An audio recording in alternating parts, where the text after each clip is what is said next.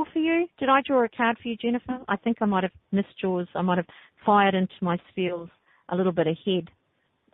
Here we go. Sorry about that, my darling. I will do that this minute. Yeah, ouch. You've got to move it out of the bath before you sit in the bath, especially if it's a big crystal, right? We've got amazonite for you. Here we go. I'll just show it to you, Jennifer. I'm sorry about that, my love. And so you can, upside down. Oh, Jennifer, upside down. Forgot your card. The spotlight's on you today. So with that, you do the same thing. If you've got amazonite, it's a lovely little green stone. It's a lovely green stone, actually. And then you think about what that crystal does. It's not just the one word on these cards that one says personal truth, but it's about your truth being reflected back at you. I don't believe that, if a person gets stuck into with a relationship with somebody who has affairs, that it means they deserve that. It doesn't mean that that person's reflecting something dishonest or uncommitted about them. That may not be the case at all, but it is reflecting a belief you have about yourself, that you may not feel deserving, or that you may not believe that a man would want you enough to be, or a woman, to be committed to you, to be faithful, to be loyal. So you need to be looking a little bit deeper for what's going on in these reflective situations. And while we hear it spiritually, we very often hear it's very superficial, that this has happened to you because, you're reflecting that out there, you're projecting it out there. Not necessarily so. A belief perhaps, yes. A belief that, you are a victim, a belief that perhaps you don't deserve, a belief that perhaps you haven't put enough effort into something to make it succeed, and so forth. As a mood lifter, rose quartz can be quite nice, but I've seen a lot of grumpy people with a lot of rose quartz, right? So you need to deliberately use your crystal to get. And hiya, Corrine, would you like me to draw a crystal for you? Cries of praise, expression, communication. If you're really having trouble talking to people and being understood, it's not just about saying the words. Cries of praise is about saying and speaking effectively, about being heard and about hearing. Communication is about speaking, but it's also about listening and hearing and understanding. If you haven't got all of those things going on, there will be repeated and ongoing occasions, which we notice in text, right? It's harder to get inflections in there. It's harder to put energy out there correctly. For Corrine, I've got fulgurite for you. There we go, fulgurite. That's what it looks like. You can listen to the archives later if you like, and you'll see how to connect with your crystal, how to connect with the earth energies and draw the frequencies of the crystal. If you've got crystals in your collection, you can draw them together, allow yourself to use that with the earth energy, using that to find within the earth the rest of the resource.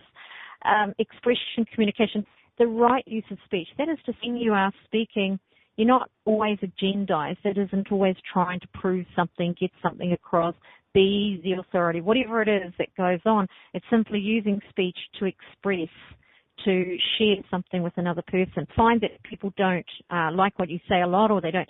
Then you need to learn how to speak, not so much the word correctly, but you do need to learn how to speak in a way that is reflecting what it is, the message that you're trying to get across, basically. Kyanite is one of my all-time favorite. I love this one, soul connections.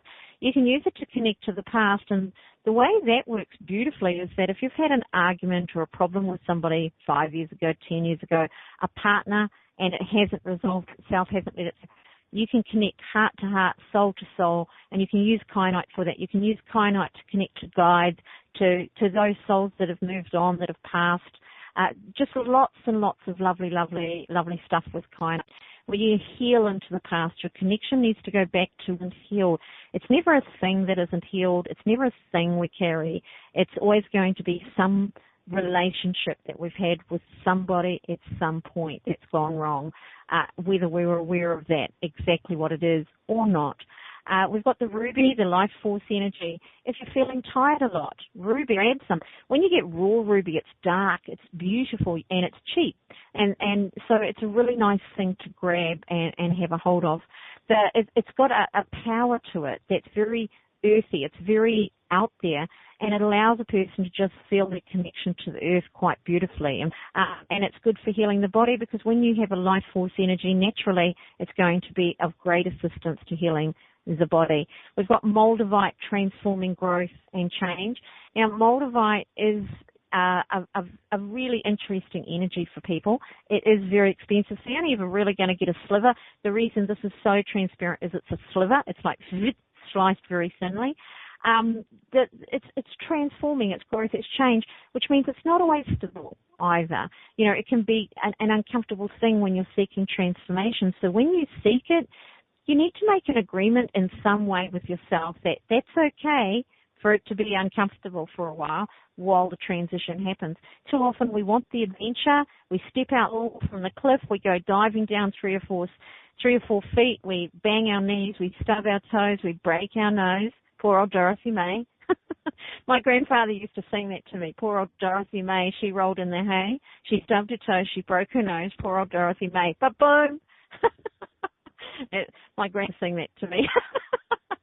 Because I was falling over all the time. Rush, rush, rush, rush, rush. I stubbed my toes more times than you've had hot dinners. I'd fall over. I was the one that would scratch myself in the rose bushes because I'd go straight through it. Quite funny. So as you allow yourself about the discomfort of transformation, that's what you are looking at. When we step out like the fall and we get a few scrapes, suddenly we go, I don't like the adventure anymore. And then, of course, it becomes a trial for us. So learning to accept discomfort when the discomfort represents the change we are seeking, I think makes things change quicker. It puts us in the next zone a whole lot quicker. We start getting this, put the brakes on a bit further. Let's do this in, the easy way, if you like, the comfy way. And then something that could do and be over in months can take 2 or 3 years. And we see that in exiting relationships where sometimes people trying to exit a relationship actually know 6 years before that that's what's going to happen, and it takes them that long to find the courage or the legs to do that. So it's quite an interesting thing.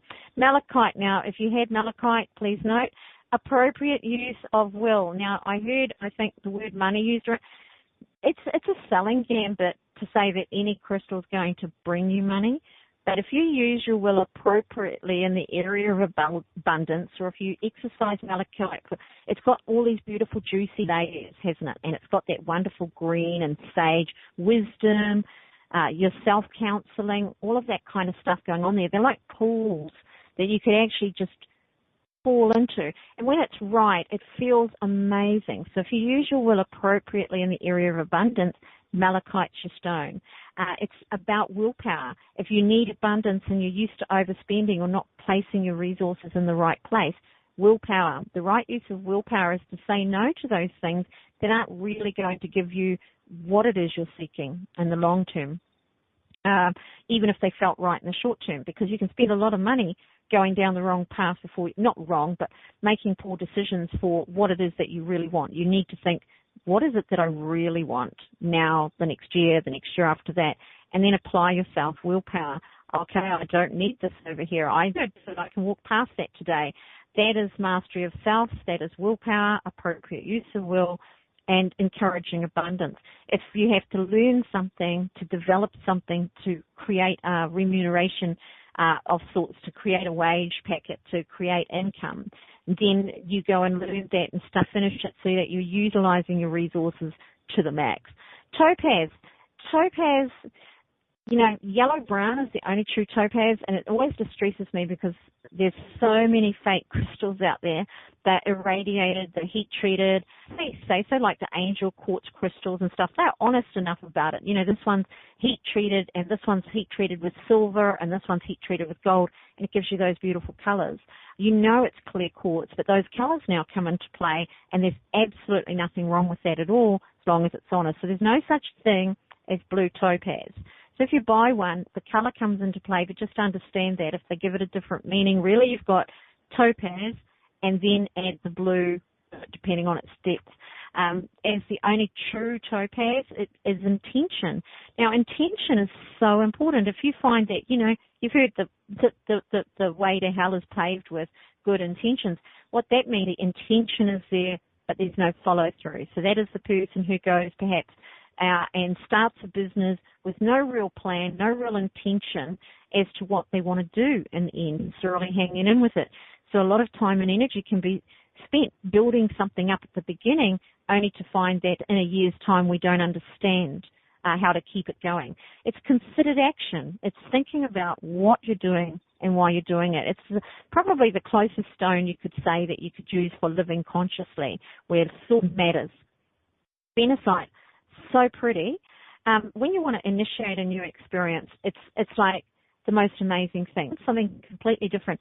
Instead of thinking, I want to do something completely different, think, oh, I want to have a new experience of life. Now, you could have the same thing going on. Just as an example, you start a relationship, you're in it for a few years, and then you decide you would like to have a new love experience.